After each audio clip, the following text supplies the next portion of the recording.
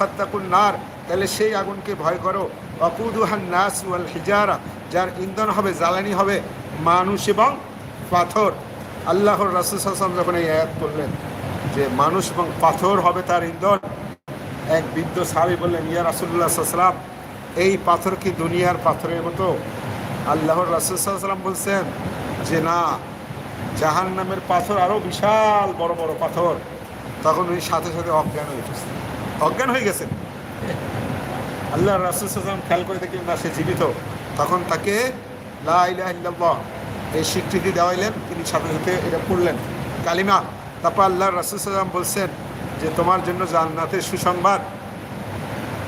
তখন সাহাবীরা বললেন, ইয়া রাসূলুল্লাহ সাল্লাল্লাহু আলাইহি ওয়াসাল্লাম, আমরা এত লোক তাকেই দিলেন। আল্লাহ রাসূলুল্লাহ সাল্লাল্লাহু আলাইহি ওয়াসাল্লাম বলছেন, ওয়ালিমান খাফা মাকামা রাব্বিহি জান্নাতান, যে আল্লাহকে ভয় করে তার জন্য দুইটা জান্নাতের সুসংবাদ। উনি আল্লাহকে